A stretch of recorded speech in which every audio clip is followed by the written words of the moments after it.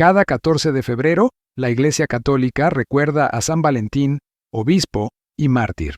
El patrono de los enamorados nació en el año 175, otras fuentes consignan el año 197, en la ciudad de Terni, a 100 kilómetros de Roma, Italia, donde actualmente yacen sus restos debajo de uno de los altares laterales de la basílica que lleva su nombre. Dios protege a quienes se aman con rectitud y pureza.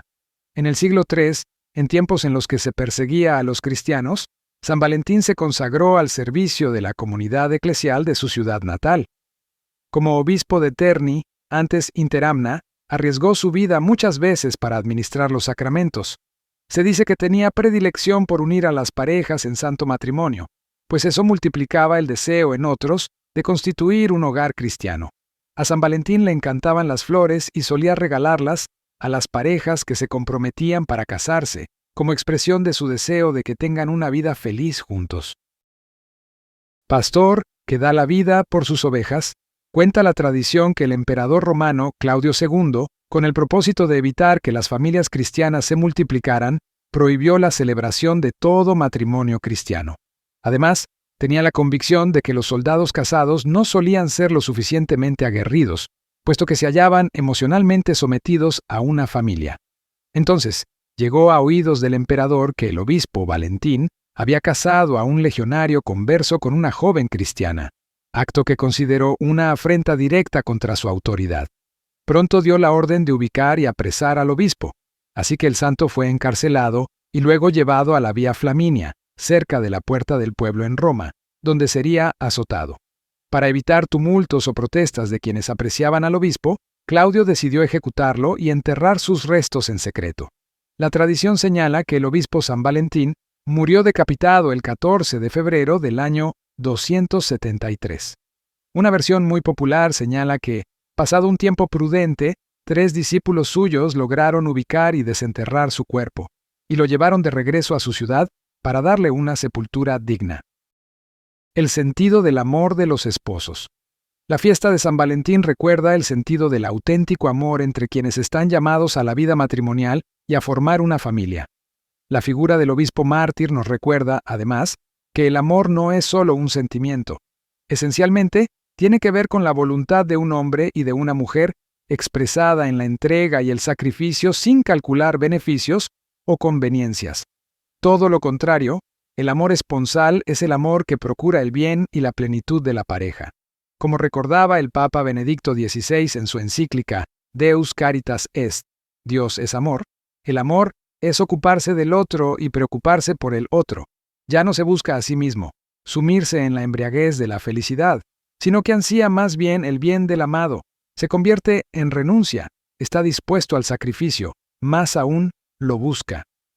El Papa Francisco, desde el 14 de febrero de 2014, como una forma de devolver su sentido espiritual a la festividad, suele celebrar el Día de San Valentín recibiendo a parejas de recién casados o a grupos de novios que se preparan para recibir el sacramento del matrimonio.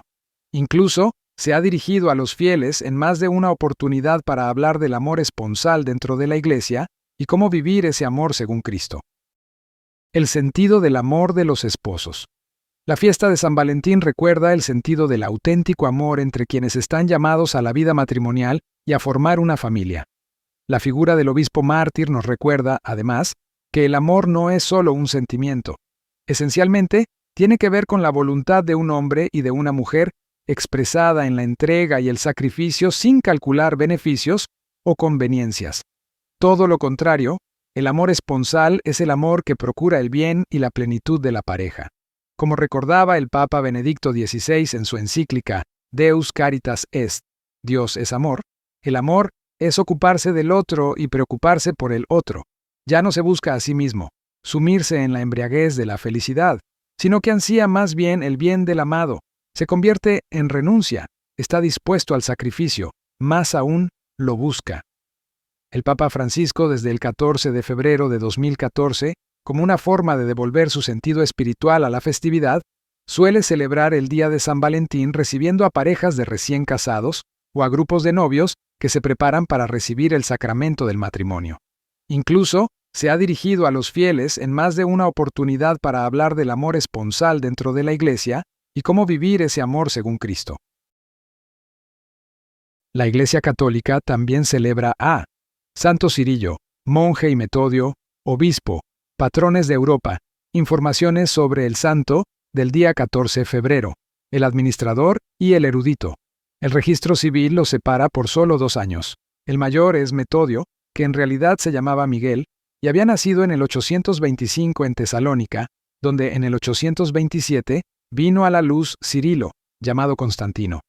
La historia los ve inicialmente divididos. El primero se distingue pronto como un hábil administrador y se gana el cargo de arconte de una provincia del Imperio Bizantino. El segundo recibe una instrucción distinguida en Constantinopla, gramática, retórica, astronomía y música, con que debería llegar a ser un alto dignatario imperial. Pero cuando esto sucede, Cirilo tiene una idea diferente y lo rechaza: el nuevo alfabeto de la Biblia. Alrededor de los 35 años, el emperador Miguel III piensa en Cirilo cuando los chazari del mar de Azov pide el envío de un literato que sepa discutir con judíos y sarracenos. Y es en este momento en que los dos hermanos se reúnen, iniciando la primera de las numerosas misiones que realizarán juntos. 2 años más tarde, en el 863, llega el momento de la Gran Moldavia.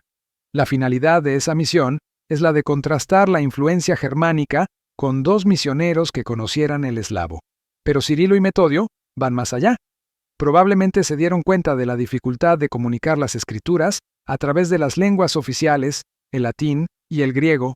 Ambos hermanos, se dice que tras ayunos y oraciones, inventan un nuevo alfabeto, el glagolítico, universalmente conocido como cirílico, que contiene 40 caracteres que derivan en su mayor parte del cursivo griego medieval. Evangelio del Este. Su obra es tan extraordinaria que el Papa, una vez llamados a Roma, recibe a Cirilo y a Metodio saliendo a su encuentro en procesión. Las grandes fatigas a las que se someten minan la salud del más joven. Y el 14 de febrero del año 869, Cirilo, que había llegado a ser monje, fallece tras una enfermedad. Metodio, por su parte, es consagrado obispo y continúa la misión de siempre, superando hostilidades e incomprensiones, e instruyendo discípulos en la traducción de los textos sagrados. Falleció en el año 885 y fue sepultado en la Catedral de Velehrad, hoy en la República Checa. El 31 de diciembre de 1980, con la carta apostólica Egregiae Virtutis, Juan Pablo II los proclamó patrones de Europa.